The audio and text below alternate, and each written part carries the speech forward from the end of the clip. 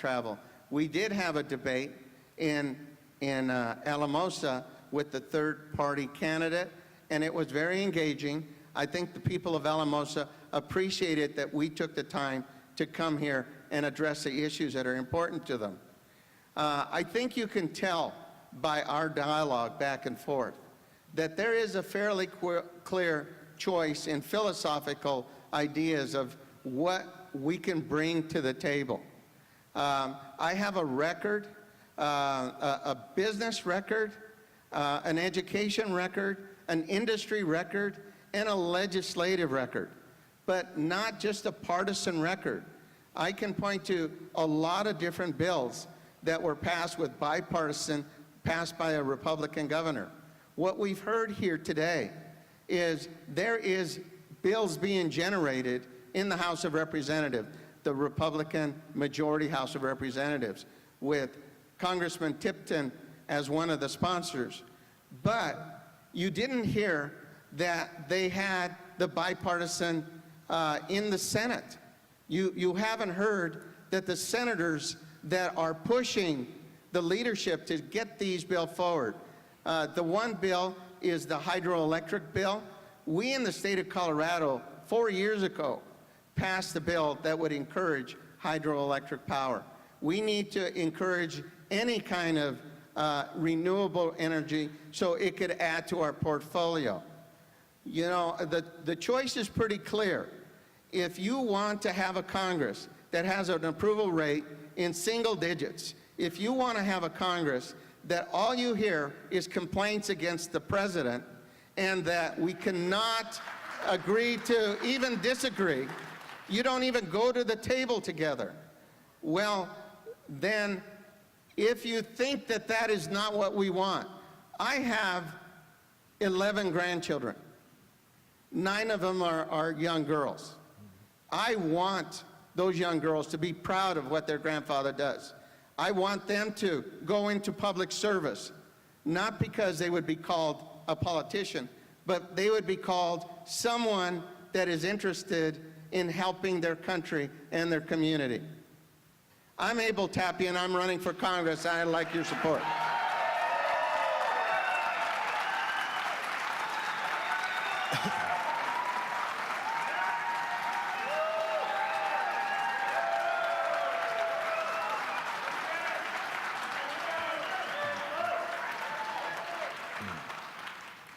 We'll now have closing remarks from Mr. Chieftain. Well, again, I'd like to thank the Chieftain Action 22 and Mr. Tapia for being here. I've listened to the litmus test for what he would like to be able to see out of our representative. The ability to be able to lead and the ability to be able to get results. It may have escaped him here tonight, but I've cited on numerous occasions 4 bills, one of which we had signed into law, passed with bipartisan support out of the House of Representatives. We've been able to achieve the very goal that he aspires to. Let's bring it back to you. You know, as I've traveled the 3rd Congressional District, all 29 counties, every weekend that Congress is not in session, I've been back home. Not to my home, but I've been throughout the 3rd District. I've listened to your stories. I've looked into the eyes of young kids that are reflected in a poll saying that they don't believe they're going to have it as good as their parents. Is that the inheritance that we want them to have? We can do better. But it means that we don't just bow to the United States Senate and let them tell us what to do, or to the President of the United States, but do what we've done out of our office, showing the ability to be able to work together and to be able to have success, to be able to get this private sector moving. We just had our first grandchild. I hope to be able to deliver on that promise to her of what each one of us in this room believed was an American birthright, that opportunity to be able to live the American dream.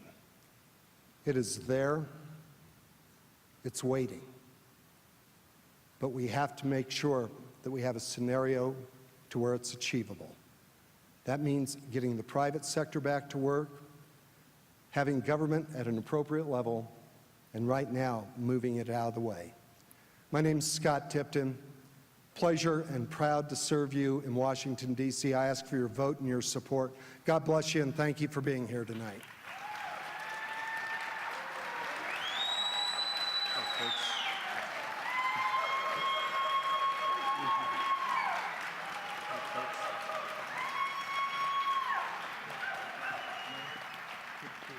Okay.